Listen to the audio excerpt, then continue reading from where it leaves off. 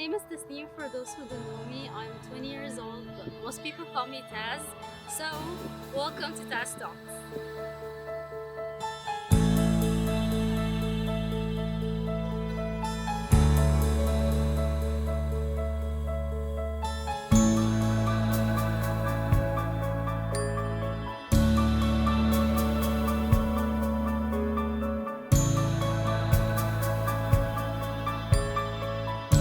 The idea of my videos is that I'll be making weekly videos of about 5 to 10 minutes long, and these videos will be talking about different topics. So every week we'll be choosing a topic we'll be talking about while still showing you all around Egypt and hopefully all around the world. The topics will be filmed in different locations all over Egypt, and these locations will be matching with the topic we choose. So for example, if we chose to talk about history, so we'll be visiting a historical site or somewhere here in Egypt that will be relating to the topic. And if we choose, for example, to talk about something artistic, we'll be going to an artistic place. So this is the idea basically of the videos. I love people and I love travel so much. The videos will be talking about things that happen in our daily lives and daily situations. So for the very first topic that you guys chose, we'll be talking about mental health and self-esteem. And I've been thinking how I'll be making these videos because this topic is a tough topic to talk about, but all I know now that all what flows is sincerely from the heart. Mental health and self-esteem are two of the most essential things that we don't give so much attention to when we really should. Because taking care of yourself won't only make you feel better, but it will also help you be more productive, be more confident, achieve more, fall in love with life, and moreover, fall in love with yourself. Sometimes we want to talk to someone about how we're feeling and about all the things going on inside of our minds, but we back it off because maybe we're not comfortable enough sharing how we're feeling because they won't understand, they might misunderstand, they may not relate to how we're feeling. They might think that we're saying something that is completely out of this world. The way how society deals with mental health problems as if it was an option or a decision that you can make can drive most of us to stay silent and keep all of our worries to ourselves and into our heads because they make us feel so uncomfortable sharing how we're feeling, and as a result we stay silent, we keep it in our heads because we are afraid that people will then start to call us out. Part of it is that we lack the awareness about mental health problems and how they can affect the healthiest of us. By the way, mental health problems doesn't have to do anything at all with only depression, anxiety, or most of the severe things that we have misconceptions about. I believe that there are so many mental health problems that we know nothing about.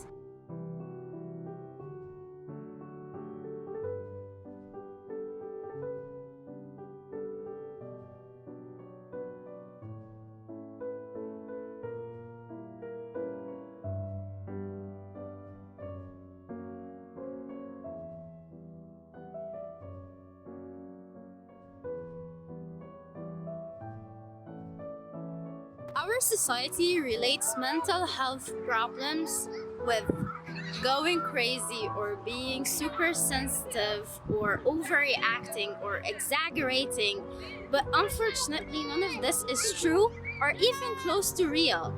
And that puts us in a point where we as a society put assumptions based on our ignorance and our lack of awareness about mental health problems, where we put assumptions that creates the stigma behind mental health problems. And no, when you're going through depression or anxiety, it's not related to your religious status or relationship with God. Because when you start to lose all the senses of life joys, It doesn't have to do with anything, with all the assumptions that we put based on our ignorance and lack of awareness. It's way far deeper than what you see of the tip of the iceberg. And actually, this really reminds me of the idea of the iceberg. If we see someone that is super successful, this is the tip of the iceberg. What you see is the end product, which is success. But you don't see what's beneath the iceberg. You don't see devotion, you don't see loss, you don't see days of hard work and sleepless nights. This is what you don't see beneath the iceberg. All what you see is the end product, which is success. Same thing, I personally think, applies to mental health problems. All what we see is a person who is sad, or it could be a very normal person who is laughing, talking to you normally and everything, but deep inside they're not feeling alright. They're at the top of breaking down and about to cry, or they need someone to help them and support them. There are so many mental health issues that not most of us are aware of their existence, such as PTSD, ADHD, bipolar disorder, schizophrenia, anxiety, and so much more. And this is to name a few of them. I'm not a professional, but I'll be providing a link for resources so you can know more about these mental health problems. And these links or resources I found very helpful personally. They were super simple to understand. They were meant to be for normal people like us without all the fancy and very expressive medical expressions that they put out there. I found them very simple to read, very simple to understand, and very helpful. They also provide so much help. I honestly wish that they'll be delivering enough help for those who need it out there and they can't get the proper help. Another reason people experiencing mental health problems don't reach out and seek for help because of the negative and often unrealistic ways that people experiencing mental health problems are shown in TV, media, and films. This may stop anyone from talking about their problems and what they're facing, and in return, it's gonna cause your distress and feeling or sense of isolation. But at the end, mental health problems are a completely common and normal human experience that so many people can go through. I personally think that it's so important to reach out for help, talk to someone, and if you're not ready yet to fully talk to someone or get yourself exposed or to share your thoughts with someone yet, write it down.